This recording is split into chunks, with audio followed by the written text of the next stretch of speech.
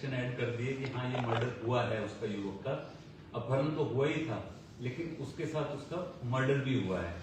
तो घटना महीने में 17 से ज्यादा मर्डर हो चुके हैं और ये खबर भी हिमाचल प्रदेश से है, जहां 19 साल एक नौजवान की हत्या कर दी गई है और जिसका नाम हरदीप बताया जा रहा है।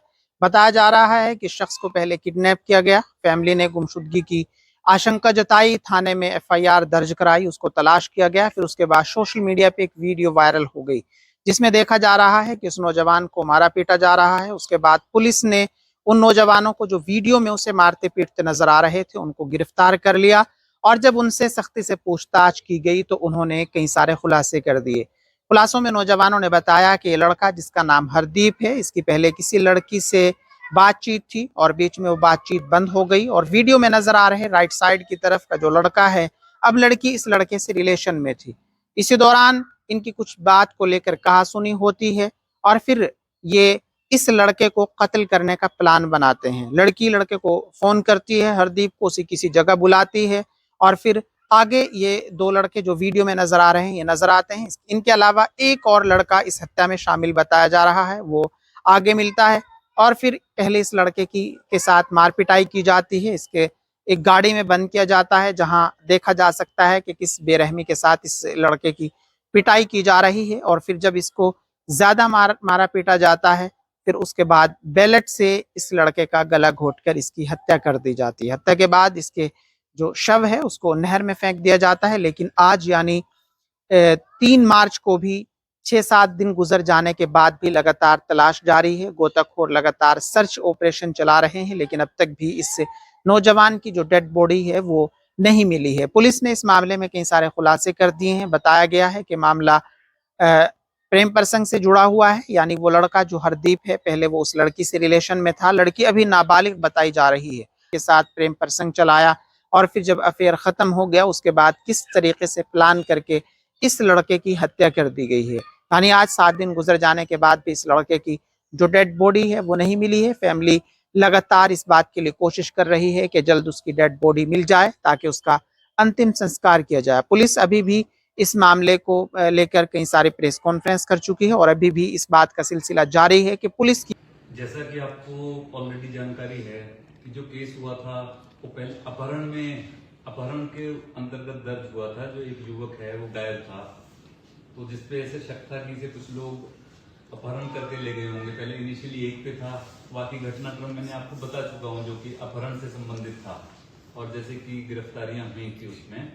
लेकिन इसमें जैसा हमें शक था कि इसमें मर्डर होने की भी संभावना है, तो इस चीज को हम लगभग कंक्लूड कर चुके हैं। हमने सेक्शन ऐड कर दिए कि हाँ ये मर्डर हुआ है उसका, युवक का अपहरण तो हुआ ही था लेकिन उसके साथ उसका मर्डर भी हुआ है। तो घटनाक्रम जैसा कि उस दिन जैसे मैंने बताया था 23 तारीख का ये शाम से घटनाक्रम शुरू होता है। उसको युवक को जैसे मैंने बताया कि वहां पे 3 युवक और एक युवती वहां पे थे और ये जो युवक है इसको जो युवती है अपने साथ ही लेके उधर गई थी जहां पे अन्य 3 युवक भी मिले।